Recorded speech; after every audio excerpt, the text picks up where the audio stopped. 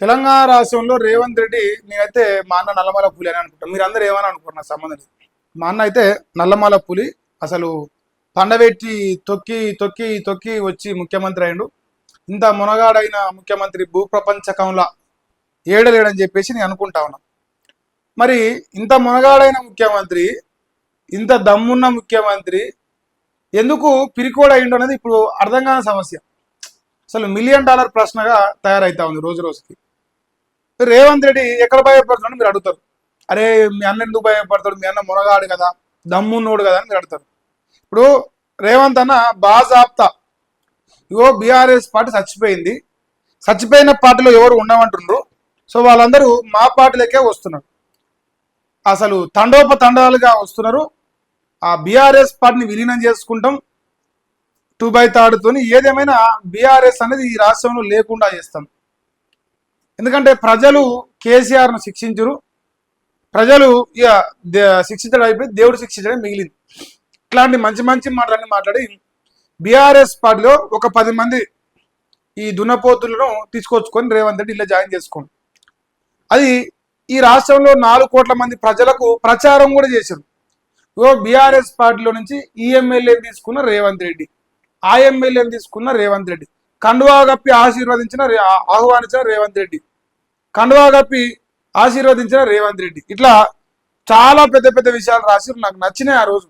అరే రేవంత్ రెడ్డి నిజంగా గ్రేట్ రా, కట్టర్ పొలిటీషియన్ రా అనుకున్నాను. కానీ ఆ పొలిటీషియన్ కాస్త ఇలా పిరికోన్ లెక్క కనిపిస్తాను. ఇగో నిన్నగాక మన నాన్న ఒక ప్రెస్ మీట్ పెట్టింది, ఇది స్థానిక ఎన్నికల్లో మేము గెలిచినామని. ఇక మరి ఏమయ్యా, మరి మీ పార్టీలోకి వెళ్ళి 10 మంది అట మరి బీఆర్ఎస్ ఉండరాట, మరి ఏం దాని సంగతి అంటే సిగ్గిడ్సినోడు అంటారు చూసిన, ఊర్లలో ఇప్పుకొని తిరిగేటోడు ఉంటాడు. ఇప్పుకొని తిరిగేటోడు కూడా కొంచెం సిగ్గు అనిపించి లావుకి ఏమైనా అంటారు కదా, ముడి చుట్టూ ఏమైనా కట్టుకుంటాడు, అది కూడా లేకుండా మాట్లాడతా అండి. అలా నిన్ననే ఆ వార్తలు రాయాల్సి ఉండే, రాయలే ఎవరు కూడా. రేవంత్ రెడ్డి మనం ఎవరని అడగలే, వీళ్ళని తీసుకున్నావా తీసుకోలేదా అని, అభివృద్ధి కోసం జాయిన్ చేసుకున్నావా చేసుకోవాలి కూడా మనం అడగలే. ఆయనకే నచ్చింది, ఆయనే పిలుచుకుంటూ, ఆయనే సన్మానం చేసుకుంటూ వీళ్ళు నా పార్టీలోకి వచ్చారని ఆయనే చెప్పిండు. ఆయన చెప్పినాకనే మనందరం మాట్లాడినాం. ఇప్పుడు కేసీఆర్ తీసుకోలేదా కాంగ్రెస్లోకి వెళ్ళి, వాళ్ళ పదవులు ఏమన్నా వేయినాయా, వీళ్ళ పదవులు ఎందుకు పోతాయి, వీళ్ళ కూడా ఏం బై ఎలక్షన్ రావు. సో నేనున్నాడు. మరి కేసీఆర్ తీసుకున్న కాంగ్రెస్ ఎమ్మెల్యేలు ఏనాడు కూడా మా పార్టీ వాళ్ళు కాదని చెప్పలే, ఏనాడు కూడా బయటకు వచ్చి వీళ్ళు ఇంకా కాంగ్రెస్ లో అనలే. మరి మునగాడైన ముఖ్యమంత్రి ఎందుకంటా ఉన్నాడు?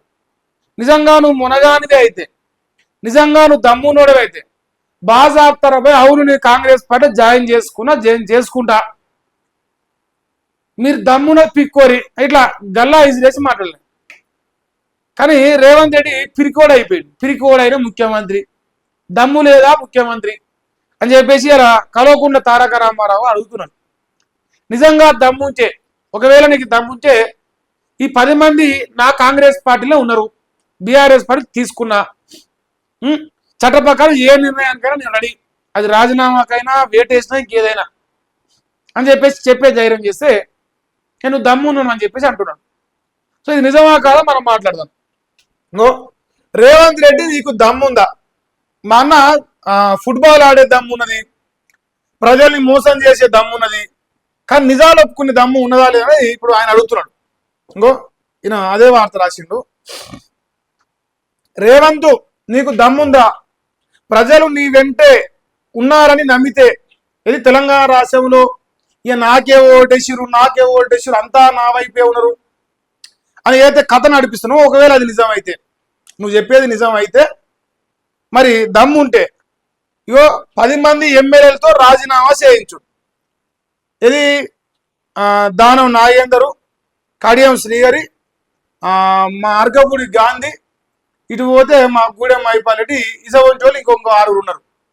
ఈ 10 మందితోని దమ్ముంటే నిజంగా రేవంత్ రెడ్డి దమ్మునుడా, ఈ మునగాడా అని ఎవరన్నా అనదలుచుకుంటే అనాలంటే మేము ఈ 10 మంది నా పార్టీలో ఉన్నారు, నువ్వు అట్లీస్ట్ నా పార్టీలో తీర్పు ఇచ్చినా బాగుంటున్నాయి. వీళ్ళు 10 మంది బీఆర్ఎస్ లో లేరు, కాంగ్రెస్ లో ఉన్నారు. ఏమంటాడు, వాళ్ళేమో బీఆర్ఎస్ లో ఉన్నామంటారు, వీళ్ళేమో మా పార్టీ కాదంటారు అని ఒక సామెతలు చెప్తాను. నేను కూడా ఒక సామెత చెప్తాను రేవంత్ అన్న, నేను కూడా ఒక సామెత చెప్తాను. నువ్వు చెప్పినావు కదా పత్తితు లెక్క. ఓ ఒక ఆమెట మంచిగా పెళ్లి చేసుకుందంట. పెళ్లి చేసుకొని 20 నెలలు కాపురం చేసిందంట. ఒక కొడుకో బిడ్డ పుట్టినంట. నా భార్య కాదు నాకెక్కడ పిల్లలు అంటానంట ఒక ఆయన. నా భార్య కాదు నాకెక్కడ పిల్లలు పుట్టారు అంటానంట. సో ఇప్పుడు నీ వ్యవహారం కూడా గట్లే కనిపిస్తుంది నాకు, నువ్వు చెప్పినట్టే చెప్తాను. ఎందుకంటే ఆమె తెచ్చుకుంటివి కణవాలు కప్తివి 20 నెలలు 20 నెలలు 18 నెలలు 16 నెలలు ఒక్కొక్కటి టైం అవుతాను. ఇన్ని రోజులు మీ దాంట్లో ఉన్నాక తీరా నిర్ణయం వచ్చేసరికి, తీరా స్పీకర్ నిర్ణయం చెప్పాలన్న సమయం వచ్చేకాడికి సుప్రీంకోర్టులో విచారణ టైట్ అవుతుంటే ఇప్పుడు వాళ్ళంతా బీఆర్ఎస్. ఇంకోటి వీళ్ళ హ్యాండిళ్ళ సోషల్ మీడియా హ్యాండిళ్ళ వాళ్ళ వాళ్ళ ఫోటోలు పోస్టర్లు తీసేసారు. ఇంత పిరికితనమా?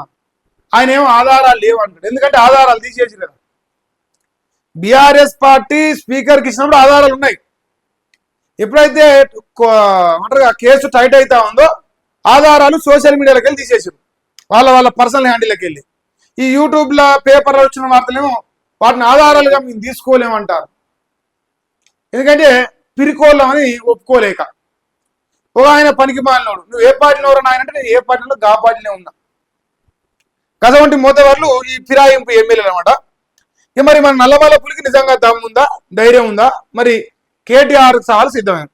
ఇప్పటి వరకు నువ్వు ఏ సవాలు స్వీకరించిన పాపాన పోలే, ఇదైనా ఏమైనా స్వీకరించే దమ్ముందా అని చూస్తాను నేనైతే. సో ఉండాలని కోరుకుంటున్నా. ఇంకో సర్పంచ్ ఎన్నికలకే ఎన్నో ప్రలోభాలు పెట్టిరు ప్రజలు, అయినా కేసీఆర్ వైపే నిలబడ్డారు. బీఆర్ఎస్ విజయంతో సీఎంకు భయం పుట్టింది. ఎంపీటీసీ జెడ్పీటీసీ వాయిదాకు ప్లాన్ వేస్తున్నారు క్వశ్చన్ మార్కు. జనవరిలో పార్టీ కమిటీలు ఏర్పాటు. సిరిసిల్ల పర్యటనలో కేటీఆర్ మాట్లాడు. అయితే ఎంపీటీసీ జెడ్పీటీసీ ఈ రెండు నిజంగా పోస్ట్పోన్ చేసే ఆలోచనలో క్లియర్ కట్గా ఉన్నట్టుగా తెలుస్తుంది. ఎందుకంటే ఆ రిజల్ట్ మన రేవంత్ అన్న పొడిసి చేయించినారు. 8,337 అంత ఏం లేదు కథ. సో అంత దొంగ లెక్కన అన్న తెలుసు కాబట్టి ఎందుకురా బై పరువు ఓటుకునేది. పార్టీ సింబల్ లేకపోతేనే ఈ నివాణి కలుపుకుంటే మనకు గిన్నె చెప్తున్నాం. మరి ఎవరిని కలుపుకోకుండా చేయి గుర్తు మీదకి రేపు లెక్క తీయాల్సి వస్తుంది. ఎంపీటీసీ జెడ్పీటీసీలో పార్టీ సింబల్ ఉంటుంది, బీఫామ్ ఉంటుంది. సో అందుకే 4 రోజులు ఓపిక పడదాం. 4 రోజులు ఓపిక పట్టి ఏమన్నా ముందలు పోదాం, వద్దురా నాయన అని చెప్పేసి పిరికోలు లేక పగ తప్పుకుంటాను. ఇంకోటి ఈ బీసీలకు రిజర్వేషన్ ఎగ్గొట్టే ప్లాన్ కూడా ఉండదు. ఆ ఎగ్గొట్టే ప్లాన్లో భాగంగా రేవంత్ రెడ్డి గారు ఇక ఈ స్థానిక ఎన్నికల్లో ఓడిపోయిన భయం, ఇటు పోతే ఈ బీసీ రిజర్వేషన్, ఇవన్నీ అన్నకు తలకాయ నొప్పి లెక్క తయారై ఇక ఏం చేయాలి అర్థం కాక అంతా కాముష్ అయిపోయింది. ఇక ఆ గ్లోబల్ సమిట్ అటర్ ఫ్లాప్ అయింది. వాను మెస్సిగాని పట్టుకొస్తే అది అటర్ ఫ్లాప్ అయింది. ఇక 7 రోజుల్లో మన్నెత్తి పోసి తిడతావు, సాపిస్తావు జనాలు. సో ఇది సందర్భం కాదు, ఇది సమయం కాదు అని చెప్పేసి రేవంత్ రెడ్డి వెనకాడి చేస్తున్నాడు. అందుకే వాళ్ళేమంటారు, నిజంగా నువ్వు దమ్ముంటి అంతేది కానీ నువ్వు అంతా నీదే, నా పాలనకు రెఫరెండం అంటున్నావు కదా, నీ రెఫరెండం అయిన పరిపాలనలో ఈ 10 మందికి గెలుస్తారో చూద్దాం. అదే 65 మందికి గెలిచినప్పుడు ఈ 10 మంది ఇంకో 10 మందికి గెలవరా? కాంగ్రెస్ పార్టీ ప్రజా పరిపాలన చేస్తుంది కదా, ఆ ప్రజా పరిపాలన మీద నమ్మకం లేదా ఈ 10 స్థానంలో గెలుస్తామని? సో ఆ ప్రయత్నం చేయమని చెప్పేసి మరి ఆయన డిమాండ్, రిక్వెస్ట్ అన్ని చేస్తున్నాడు. సో ఏది కావాలంటే అది రేవంత్ అన్న నువ్వు ఎంచుకో, నేను నిలబడతా, నేను చేస్తా, ఎంచుకుంటే నువ్వు గ్రేట్. ఇంకా